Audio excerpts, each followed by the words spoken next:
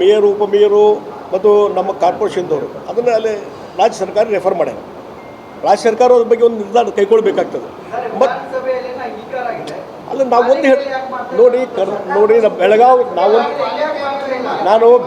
ನಾನು ಒಂದು ಬೆಳಗಾವಿ ಹಿತದೃಷ್ಟಿಯಿಂದ ನಾನು ಹೇಳೋದು, ಇಲ್ಲಿ ಮರಾಠಿ ಮಾತಾಡುವಂಥ ಭಾಷಿಕರು, ಕನ್ನಡ ಮಾತಾಡುವಂಥ ಭಾಷಿಕರು ಮತ್ತು ಬೇರೆ ಭಾಷಿಕರು ಎಲ್ಲರಿದ್ದಾರೆ. ಎಲ್ಲರೂ ಜನಸಾಮಾನ್ಯರು ಭಾಳ ಅಣ್ತಂಬರಂಗಿದ್ದಾರೆ ಒಬ್ಬರು ಪರಸ್ಪರ. ಹೀಗಾಗಿ ಆ ಪರಸ್ಪರ ಒಂದು ನಂಬಿಕೆ, ವಿಶ್ವಾಸ, ಆ ಸೌಹಾರ್ದತೆಯಿಂದ ಬೆಳಗಾವಿ ಡೆವಲಪ್ಮೆಂಟ್ ಆಗಲಿಕ್ಕೆ ಸಾಧ್ಯತೆ. ಇದು ನನ್ನ ಮೂಲಭೂತವಾದಂಥ ತತ್ವ. ಆದರೆ ಅಲ್ಲಲ್ಲ ಕನ್ನಡ ಪ್ರಶ್ನೆ ಇಲ್ಲರಿ. ಈ ಬೆಳಗಾವಿ ಕರ್ನಾಟಕದೇ, ಬೆಳಗಾವಿ ಪ್ರತಿ ಅಧಿವೇಶನ ಇಲ್ಲೇ ನಿಂತಿದೆ. ನಾನು ಈಗ ನೋಡ್ರಿ, ಇಲ್ಲಿ ನಾನು ಒಂದು ಹೇಳ್ತೀನಿ, ಅಲ್ಲಿ ಅಸೆಂಬ್ಲಿಯಲ್ಲಿ ಕಳಸಾ ಬಂಡೂರಿ ಮಹದಾಯಿ ಇದು ಇಂಪ್ಲಿಮೆಂಟ್ ಮಾಡ್ರಿ ಅಂತ 2 ರೆಸಲ್ಯೂಷನ್ ಆಗ್ಯಾವ. ಇನ್ನೂ ಇಂಪ್ಲಿಮೆಂಟ್ ಆಗಿದ್ದೇನು? ನನಗೇನಿದೆ, ಇವತ್ತು ಕರ್ನಾಟಕದ ಬೆಳಗಾವಿ ಅಭಿವೃದ್ಧಿ ದೃಷ್ಟಿಯಿಂದ ನಾವು ಚಿಂತನೆ ಮಾಡಬೇಕು. ಅದಕ್ಕೆ ನಾನು ಎಲ್ಲರ ಜೊತೆ ಮಾತಾಡಿಕೊಂಡು ಅದ್ರ ಬಗ್ಗೆ ಏನು ನಿರ್ಧಾರ ಮಾಡಬೇಕು ನಿರ್ಧಾರ ಮಾಡಬೇಕು.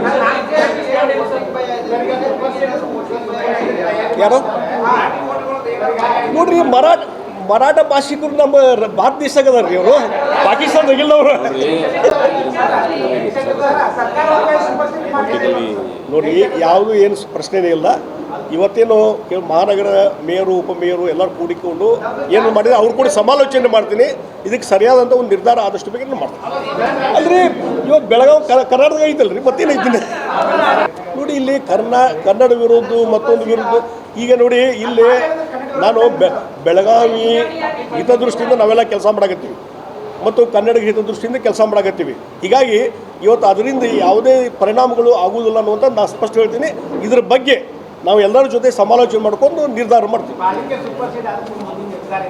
ಎಲ್ಲಿ ಸೂಪರ್ ಸಿಟಿ ಯಾರು ಮಾಡ್ತಾರೆ ರೀ? ನೋಡ್ರಿ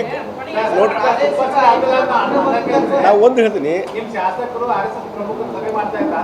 ನೋಡಿ, ನಾವು ಒಂದು ಹೇಳ್ತೀನಿ, ಸೂಪರ್ ಸೀಟ್ ಮಾಡುವಂಥ ಪ್ರಶ್ನೆ ಬರೋದಿಲ್ಲ. ಇದು ಎಲ್ಲಿ ವೈಲೇಷನ್ ಬರೋದಿಲ್ಲ, ಮತ್ತೊಂದಿಲ್ಲ. ಅದಕ್ಕಾಗಿ ಸೂಪರ್ ಸೀಟ್ ಅಂತ ರಾಜ್ಯ ಸರ್ಕಾರ ಅಂಥ ನಿರ್ಧಾರ ಕೈಗೊಳ್ಳಿಕ್ಕೆ ಹೋಗೋದಿಲ್ಲ. ಇಲ್ಲ, ಆ ಪ್ರಶ್ನೆನೇ ಬರೋದಿಲ್ಲ ರೀ. ಕನ್ನಡ ಭಾಷಿಕರು ಮತ್ತು ಮರಾಠಿ ಭಾಷಿಕರು ಅಣ್ತಂಬಂಗೆ ಅದಾರ ಇಲ್ಲಿ. ಮತ್ತು ನಾ ಅದ್ರ ಬಗ್ಗೆ ಸಮಾಲೋಚನೆ ಮಾಡ್ಕೊತೀನಿ.